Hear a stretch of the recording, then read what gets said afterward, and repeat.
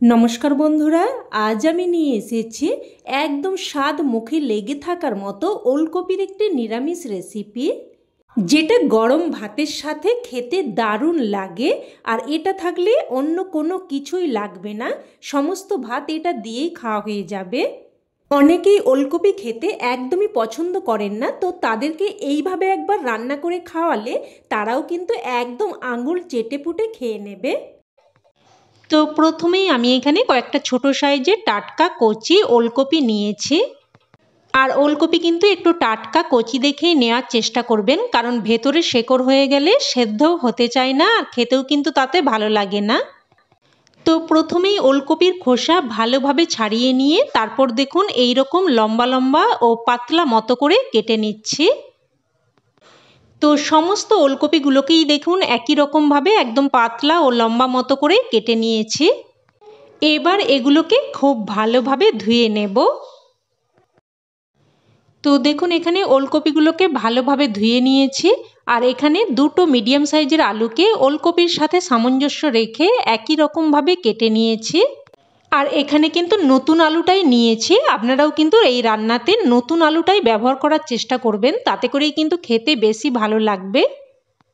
এবার gas on করে কড়াই বসিয়ে আমি দিয়ে দিয়েছি অল্প একটু সর্ষের তেল, প্রায় ছোট চামচের 2 চামচ মতো। তেলটাকে ভালোভাবে গরম করে নিয়ে এবার এর মধ্যে কেটে ধুয়ে রাখা ওলকপিগুলো একে একে দিয়ে দিলাম। সাথে দিয়ে দিচ্ছি অল্প একটু লবণ আর অল্প একটু হলুদ গুঁড়ো।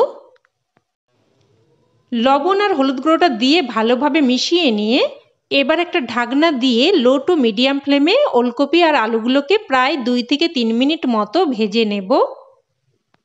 প্রায় 2 থেকে 3 মিনিট মতো ঢাকনা দিয়ে দিয়ে ওলকপিগুলোকে ভেজে নিয়েছি। দেখুন ওলকপিগুলো হালকা ভাজা মতো হয়েছে।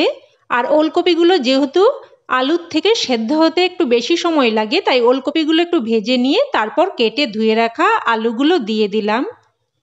এবার আবারও একটা ঢাকনা দিয়ে লো টু মিডিয়াম ফ্লেমে প্রায় 2 মিনিট মতো ওলকপি আর আলুটাকে ভেজে নেব।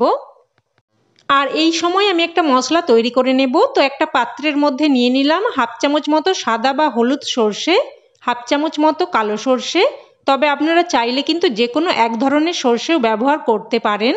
আর দিয়ে দিলাম হাফ চামচ মতো গোটা জিরে, দুটো কাঁচা লঙ্কা। তবে ঝালটা কিন্তু অবশ্যই আপনারা আপনাদের স্বাদ অনুযায়ী দিয়ে দেবেন। আর এর সাথে দিয়ে দিলাম হাফ চামচ মতো লবণ। সর্ষে বাটার সময় অল্প একটু লবণ দিয়ে বাটলে সর্ষে কিন্তু তেতো হওয়ার সম্ভাবনা থাকে না।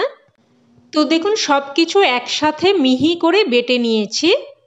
এবার মশলাটাকে আমি একটা পাত্রের মধ্যে উঠিয়ে নিচ্ছি। এবার এদিকে প্রায় কিন্তু 2 থেকে 3 মিনিট মতো ঢাকনা দিয়ে দিয়ে ওলকপি আর আলুটাকে ভেজে নিয়েছি। দেখুন ওলকপি আর আলু কিন্তু হালকা ভাজা মতো হয়েছে। এবার এগুলো উঠিয়ে নিয়ে ওই কড়াইয়ের মধ্যে দিয়ে দিলাম অল্প একটু সর্ষের তেল।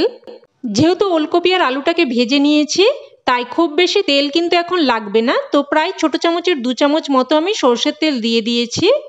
আর ফোড়নে দিয়ে দিয়েছি হাফ চামচ মতো কালো জিরে আর একটা শুকনো লঙ্কা। এবার ফোড়নটাকে নাড়াচাড়া করে কয়েক সেকেন্ড ভেজে নিলাম। এবার এর মধ্যে দিয়ে দিলাম একটা মিডিয়াম সাইজের কুচানো টমেটো। টমেটোটা দিয়েও কিছুক্ষণ নাড়াচাড়া করে ভেজে নেব। তো টমেটোটা ভেজে নিয়ে এবার এর মধ্যে বেটে রাখা মশলা দিয়ে দিলাম। মশলার বাটি ধুয়ে অল্প একটু জলও দিয়ে দিলাম। সাথে দিয়ে দিলাম হাফ চামচ মতো হলুদ গুঁড়ো আর অল্প একটু লঙ্কার গুঁড়ো। এবার সব কিছু নাড়াচাড়া করে ভালোভাবে মিশিয়ে নিয়ে মশলাটাকে ভালোভাবে কষিয়ে নেব। তো মশলাটা এদিকে কষানো হতে থাকুক। এবার আমি এখানে নিয়ে নিচ্ছি কিছু ধনেপাতা। ধনেপাতাগুলোকে খুব ভালোভাবে ধুয়ে নিয়েছি। এবার এই শেকড়ের অংশের দিকটা বাদ দিয়ে দিলাম। এবার ধনেপাতাগুলোকে বেটে নেব। তো তার জন্য ধনেপাতাগুলোকে একটু ছোট ছোট টুকরো করে কেটে নিলাম, এতে করে বাটতে সুবিধা হবে। তো দেখুন ধনেপাতাগুলোকে বেটে নিয়েছি। এবার এদিকেও কিন্তু মশলাটা কষানো হয়ে গেছে। দেখুন একদম মশলাটাকে খুব ভালোভাবে কষিয়ে নিয়েছি। এবার এর মধ্যে ভেজে রাখা ওলকপি আর আলু দিয়ে দিচ্ছি। সাথে বেটে রাখা ধনেপাতাও দিয়ে দিচ্ছি। আর বাটিটা ধুয়ে অল্প একটু জলও দিয়ে দিলাম। আর এই ধনেপাতা বাটাটা মেশানোর জন্য কিন্তু এই রান্নার স্বাদ আরও বেড়ে যাবে। এবার সব কিছু ভালোভাবে মিশিয়ে নিয়ে একটা ঢাকনা দিয়ে আবারও কিন্তু মশলাটাকে প্রায় 2 মিনিট মতো কষিয়ে নেব। তো প্রায় 2 মিনিট মতো ঢাকনা দিয়ে দিয়ে মশলার সাথে ওলকপি আর আলুটাকে ভালোভাবে কষিয়ে নিয়েছি। এবার এর মধ্যে আমি 1 বাটি মতো গরম জল দিয়ে দিচ্ছি।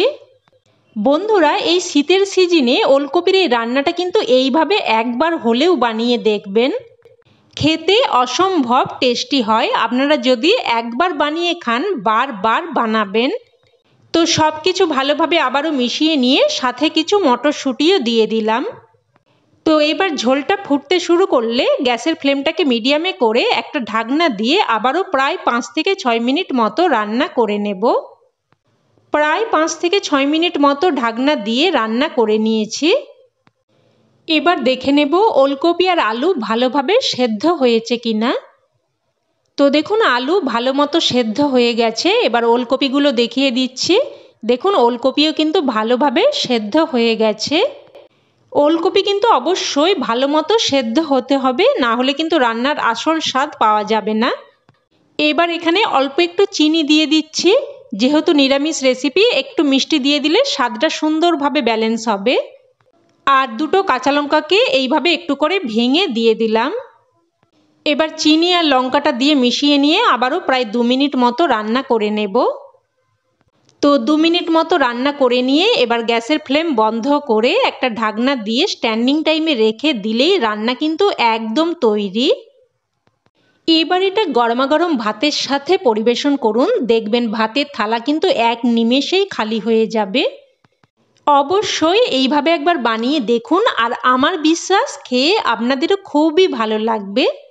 তো রেসিপি কেমন লাগলো অবশ্যই কমেন্টে জানাবেন। আর ভালো লেগে থাকলে প্লিজ একটা লাইক দিয়ে দেবেন। আর চাইলে আপনার বন্ধুবান্ধবদের সাথে শেয়ারও করতে পারেন, যাতে করে তারাও কম সময়ে এই দারুণ রান্নাটা তৈরি করে নিতে পারে।